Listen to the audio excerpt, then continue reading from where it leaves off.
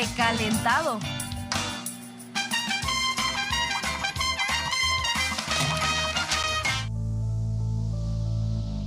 A medida que crece la población mundial, también lo hace la demanda de alimentos. Así, la producción agrícola ha aumentado casi un 300% en los últimos 50 años. Aprovechándose de esta situación, en 1974, Monsanto, subsidiaria de la alemana Bayer, creó el maíz transgénico, el cual es una versión modificada genéticamente del original, que usando un herbicida conocido como glifosato, mejora, entre otras cosas, la velocidad de producción.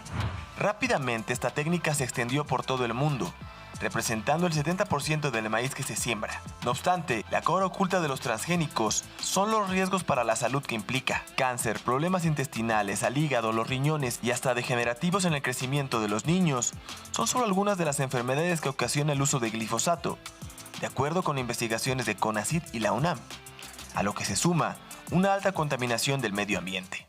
La exposición del glifosato en la dieta nos lleva a incrementar la inflamación, alteraciones en la salud metabólica y también a los cambios de conducta en las diferentes generaciones. Por ello, en 2015, la Organización Mundial de la Salud lo puso en la lista de sustancias altamente cancerígenas y de preocupación para el uso humano, aunque sin prohibirlo. Todos los organismos genéticamente modificados que hoy se comercializan en el mundo son organismos genéticamente modificados para garantizar mayor capacidad de resistencia a herbicidas o a distintos tipos de insecticidas o de biocidas. Han sido modificados genéticamente para que produzcan sus propios insecticidas o biocidas. Han sido modificados genéticamente para que tengan las dos características, es decir, resistir a los venenos o producir sus propios venenos. Y además algunos han sido modificados genéticamente para poder soportar mejor algunas condiciones climáticas. En ningún caso hay una mejora en la calidad nutricional. Sería hasta 2020, cuando, preocupado por los datos que reflejaban que el 90% de las tortillas mexicanas contenían secuencias de maíz transgénico, la amenaza para la milpa tradicional y la subida de los casos atendidos en el IMSS, cuando el presidente López Obrador prohibiría el uso del glifosato. El decreto fue modificado 3 años después. En febrero de este año, la versión final prohíbe el uso, importación y distribución del glifosato y del maíz transgénico e impone sanciones económicas para quien viole la ley. La publicación indica que la medida se tomó con el objetivo de mejorar la salud, procurar un medio ambiente sano y alcanzar la autosuficiencia alimentaria. A la par, el gobierno de México puso en marcha el programa de producción para el bienestar, con el que brinda apoyos a los trabajadores del campo, otorgándoles fertilizantes sustentables. Un acuerdo que estoy por firmar en esta semana para que en las tortillerías solo se use maíz blanco y no transgénico. Y esto va a ir acompañado de el establecimiento de aranceles para que no se importe maíz blanco y se compre a los productores nacionales el maíz blanco, porque también se dice, se importa maíz blanco más barato, sí, pero resulta que ese maíz blanco también es transgénico y tenemos las pruebas. La medida puso en alerta a Estados Unidos, que a través de su representante comercial, Katherine Tai, solicitó consultas sobre esta resolución.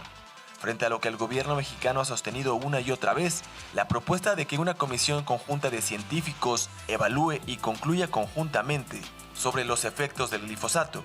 A esto no ha respondido favorablemente Estados Unidos. El vecino país protege, entre otros, a la multinacional Monsanto, que a finales de 2020 promovió una decena de amparos para frenar el decreto presidencial. Casi todos estos intentos fueron rechazados por la Corte, a excepción de uno. En abril de 2020, el juez sexto de distrito en materia administrativa, Francisco Javier Rebolledo Peña, otorgó una suspensión provisional a Monsanto Bayer, el cual terminaría ganando en 2022, luego de que la transnacional argumentó que se vulneraban sus derechos económicos en el país. Cobijados por el Poder Judicial y ante la impugnación del Ejecutivo, en julio de este año Monsanto pidió a la Suprema Corte de Justicia de la Nación que intervenga para no revertirla y permitirle seguir usando el glifosato. Aún pendiente de resolverse, La Corte tiene en sus manos la salud de millones de mexicanos y saber si la pondrán por delante o terminarán respondiendo a los intereses de una empresa extranjera. Diego Camacho, Mañanera 360.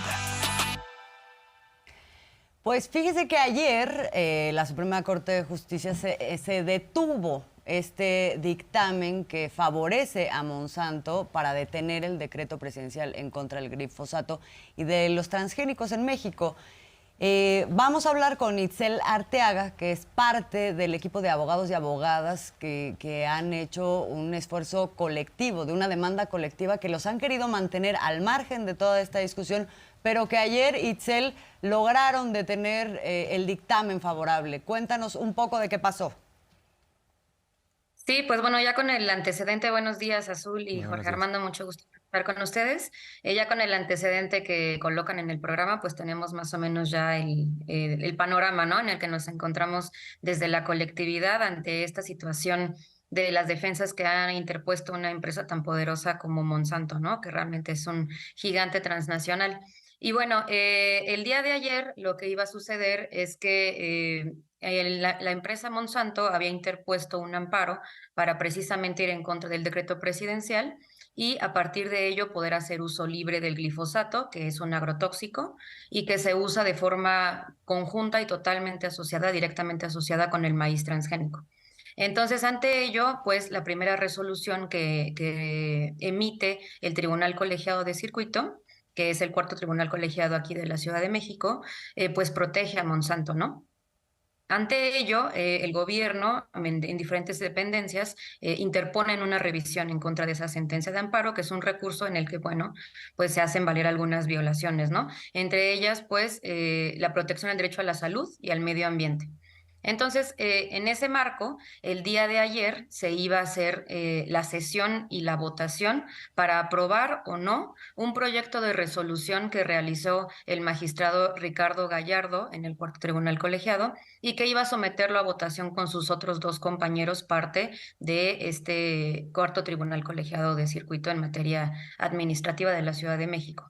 Entonces el procedimiento era que, porque digo, le explico un poco esto porque de repente como que es difícil, ¿no? De saber en qué consisten estos proyectos. Sí, nada Sí, más Azul. para hacer el paréntesis, porque esto corre en paralelo, digamos, de lo que tendría que pasar también en la Suprema Corte de Justicia. Yo traía esa confusión. Estamos hablando de un tribunal colegiado, aquí de lo que pasó ayer. Sí, para también tener esa claridad, en su momento este asunto intentó enviarse a la Corte y la Corte declinó la competencia. Eso Muy quiere bien. decir que se lo regresó al tribunal colegiado y el tribunal colegiado es ahora el encargado Bien. de definir qué es lo que va a pasar en este asunto. Entonces, por el momento, en este asunto en particular, porque además, bueno, este asunto de Monsanto y el maíz es una cosa complicada y hay varios asuntos que pues son distintos a este, ¿no? En este momento la Suprema Corte no está interviniendo en este proceso, sino el Tribunal Colegiado de Circuito. Entonces, el día de ayer teníamos ya previsto que en este cuarto tribunal colegiado se iba a hacer la sesión entre los tres magistrados para poder así decidir si el proyecto de resolución que realizó el magistrado Ricardo Gallardo en conjunto con su secretario Eric Salas se iba a aprobar o no. La preocupación que teníamos desde la colectividad en cuanto a este proyecto pues consistía en que este proyecto de resolución mencionaba que ni el glifosato ni el maíz transgénico son peligrosos para la salud de la población mexicana ni para el medio ambiente, contrario precisamente a toda la evidencia científica que aportó diferentes dependencias de gobierno y la propia IARC, ¿no? Una dependencia que también depende de la OMS, que es la principal autoridad en materia sanitaria de forma internacional. Entonces, apreciábamos con preocupación precisamente que se fuera a aprobar este proyecto el día de ayer con todas las implicaciones que eso tendría, ¿no? Que significaría en todo caso la liberación del glifosato y también pues que se estableciera un precedente de que el maíz transgénico no es dañino, Claro. mientras nosotros tenemos a la par de esto una acción colectiva que precisamente está acreditando lo contrario.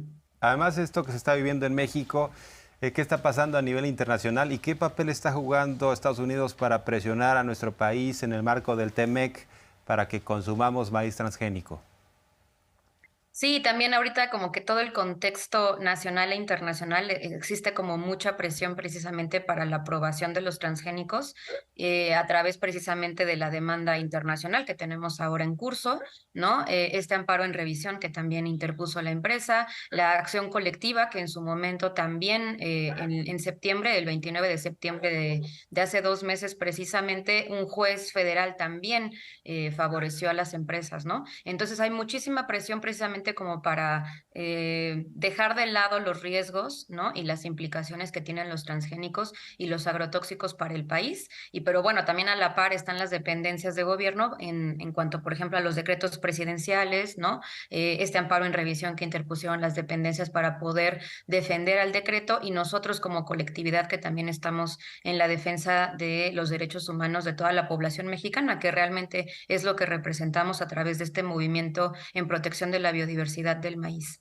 Ahora, Itzel, se logra detener lo de ayer, pero el litigio continúa. ¿Cuál es el horizonte, digamos, que se espera sobre este tema? Sí, el día de ayer lo que pretendíamos era que no se decidiera aprobar este proyecto sin antes haber escuchado a la colectividad. Ese era el fin último, porque pues la colectividad tenemos, como les comentaba, una acción colectiva diversa, que es un juicio federal distinto a este, pero que precisamente la litis o la materia del juicio versa sobre los maíces transgénicos y también de forma conjunta el glifosato. Es entonces por incluso sentido común que no se puede decidir este proyecto de resolución sin haber antes escuchado a la colectividad que está también litigando en un juicio diverso este mismo tema, ¿no? Entonces, lo que ayer se comentó junto con los magistrados fue esa situación. También se interpuso por escrito esta petición para que nos permitieran ser parte de este juicio y así poder aportar elementos probatorios y argumentos diversos para sustentar precisamente los peligros a la salud y al medio ambiente, perdón, que tienen los maíces transgénicos y el glifosato. Entonces, ayer se logró detener, es decir, que el asunto sigue listado. Que siga listado significa que no se decide todavía, sino que se deja, digamos, en pendiente, ¿no? Pero la perspectiva entonces es que el tribunal colegiado pueda permitirnos intervenir en el juicio y así aportar elementos de prueba. Pero si el Poder Judicial se pone del lado de Monsanto y gana Monsanto, ¿cuáles serían las consecuencias inmediatas? Sí, bueno, ese es el peor escenario, ¿no? Esperemos que el colegiado también esté al pendiente de lo que estamos comentando en diferentes medios y que pues se den cuenta también de las implicaciones que eso sería, ¿no? Porque digamos, hay estudios científicos y evidencia diversa de los peligros del glifosato para la salud y el medio ambiente, entonces tendrán una gran responsabilidad en caso de determinar y establecer como un precedente judicial que un agrotóxico de esa magnitud no haga daño a la población, ¿no? Y después veamos otras consecuencias que además creo que hemos visto estos ejemplos en otros asuntos, ¿no? En su tiempo, por ejemplo, el tabaco también había una publicidad y una campaña inmensa, ¿no? Para decir que no era dañino y de repente vimos que sí lo era, ¿no? Pero todo eso es porque hay industrias que están impulsando esos criterios, tanto en el Poder Judicial como en diferentes autoridades. Entonces esperamos que no sea el caso y que más bien los jueces estén, los magistrados en este caso, conscientes de la magnitud de la decisión que van a tomar próximamente. Por eso es importante la batalla que ustedes están dando, Itzel, y también que se hable de este tema, que se informe y que no se resuelva en lo oscurito. Entonces le vamos a estar dando seguimiento y te agradecemos mucho por ello, que nos hayas tomado la comunicación. Estaremos pendientes de todo este asunto, Itzel. Muchas gracias, Azul, Jorge Armando, mucho gusto en estar con ustedes. Igualmente, muchas gracias. Buenos días. Y nosotros ya estamos llegando al final, ¿verdad? De esta mañanera 360. Ya se nos fue el tiempo. Nos vamos a ver mañana. También vamos a revisar las actividades del presidente López Obrador en San Francisco. Por lo pronto nos despedimos. Somos Azul Alzaga y un servidor, Jorge Armando Rocha. Nos vemos el día de mañana. Lo dejamos con esto que es pues, la celebración de 35 años del Congreso de la Ciudad de México.